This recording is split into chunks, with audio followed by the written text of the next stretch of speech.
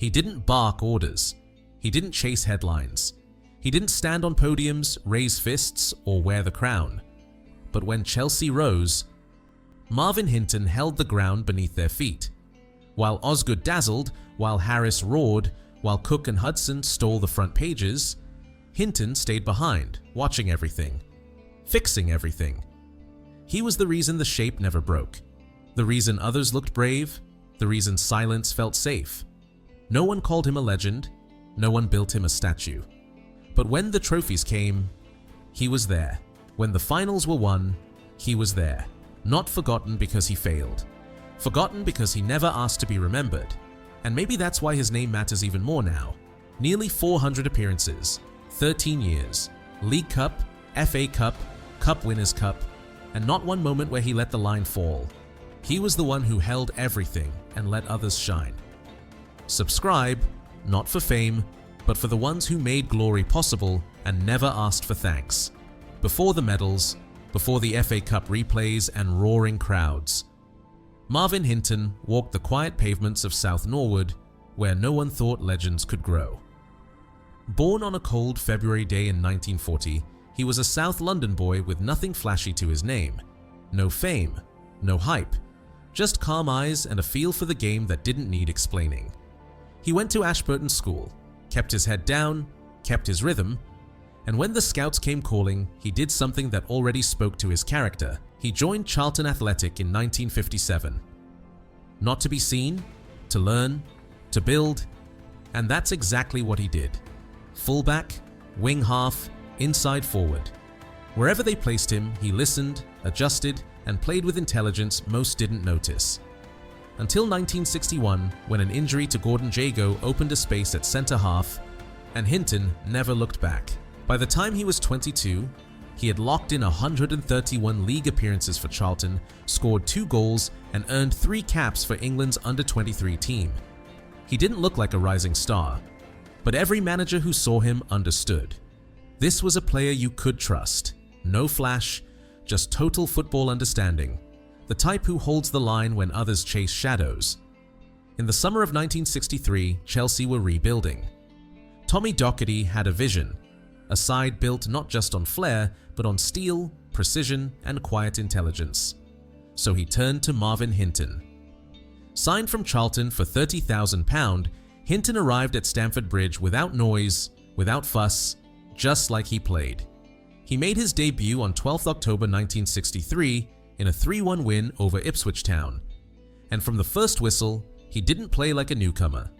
He moved like he'd always belonged. They first played him as a fullback, but even then, he played like a centre-half in disguise, reading, anticipating, never lunging, always one touch ahead of the danger.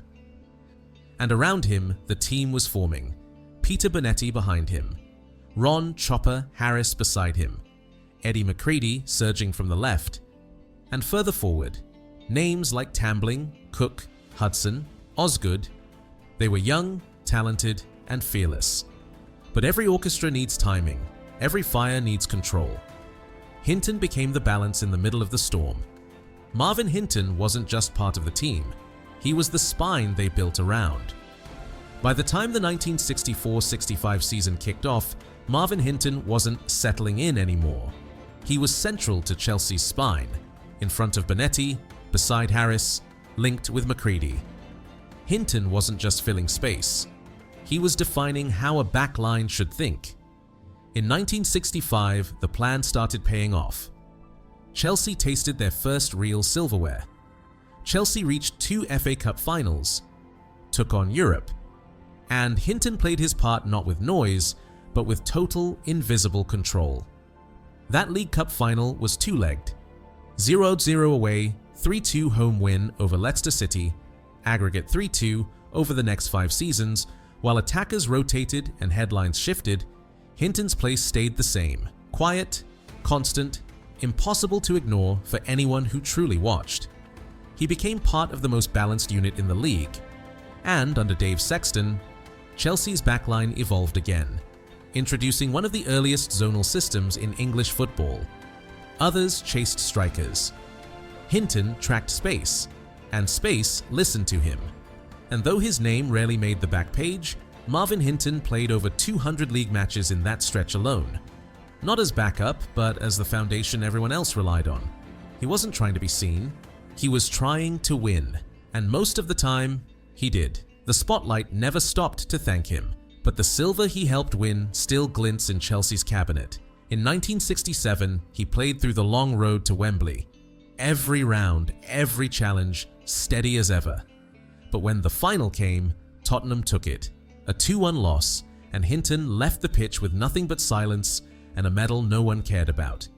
He said nothing. He trained the next day. 3 years later, he wasn't starting anymore. Younger names had come in, John Dempsey, David Webb, and Hinton had to wait his turn. But when the pressure peaked, when the 1970 FA Cup final versus Leeds turned brutal, he was still the one they trusted from the bench. Substitute in the first leg. Substitute again in the Old Trafford replay, where Chelsea won 2-1 in extra time. He didn't touch the ball much, but his arrival brought order, settled nerves, calmed hearts.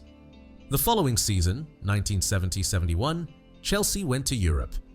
Cup Winners' Cup, the first in club history. He wasn't on the pitch in the replayed final against Real Madrid, but he was in the squad. And in the earlier rounds, he had done his job, quietly, without mistake. Not every medal is earned by lifting. Some are earned by lasting. The decline didn't come all at once, but it came. And Marvin Hinton didn't resist it. He absorbed it. By 1972, he was no longer first choice. The arrivals of John Dempsey and David Webb had shifted the backline into a new era.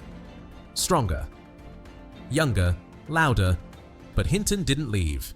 He didn't beg for minutes, he didn't speak to the papers, he stayed, because some players fight for legacy and others protect it from within. Chelsea began to fall. By 1974-75, the club collapsed into the second division.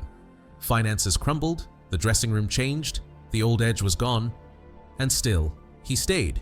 He wasn't a headline anymore, but he was still in training, still keeping shape in reserve matches, still carrying himself like the shirt meant something. In 1976, he had given everything the shirt could ask for. He walked away quietly. No farewell match, no farewell speech.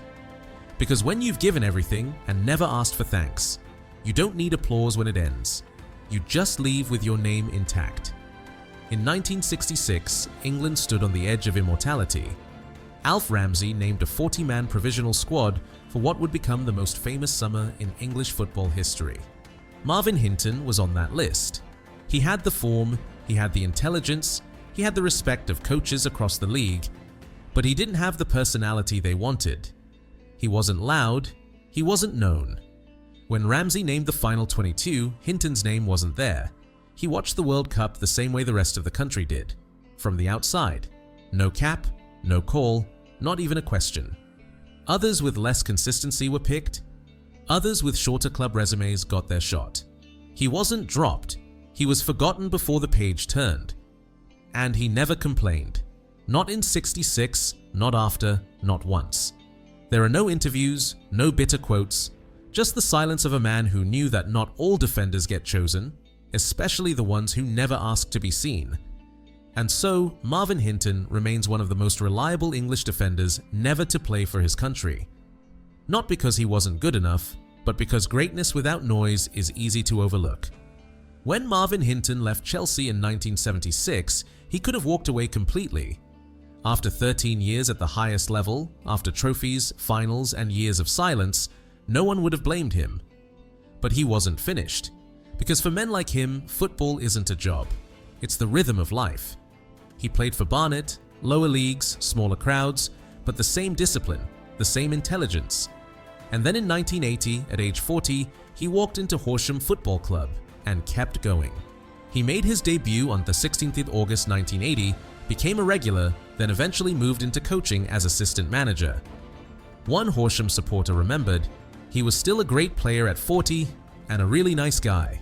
No headlines, no farewell tributes, just a man who gave everything to football until his body finally asked him to stop. He played the way he lived, honestly, without exaggeration, without performance. Not every player fades gently. But Marvin Hinton did, because he'd never needed the noise in the first place. He never asked for applause, but even silence has its weight. Today, Marvin Hinton is 85 years old, still alive, still calm, still the same quiet figure who once held Chelsea together without needing to be seen. He watched the drills, then quietly said, "It's nothing like it was in my day. I used my loaf, Ron did the tackling." Peter Bonetti once said, "Marvin didn't talk much. He just made problems disappear." Ron Harris said it even simpler. "With Marvin, you always felt safe. No Hall of Fame, no tribute night. If names like his still deserve to be heard, subscribe, because legacy is built by those who never needed the credit.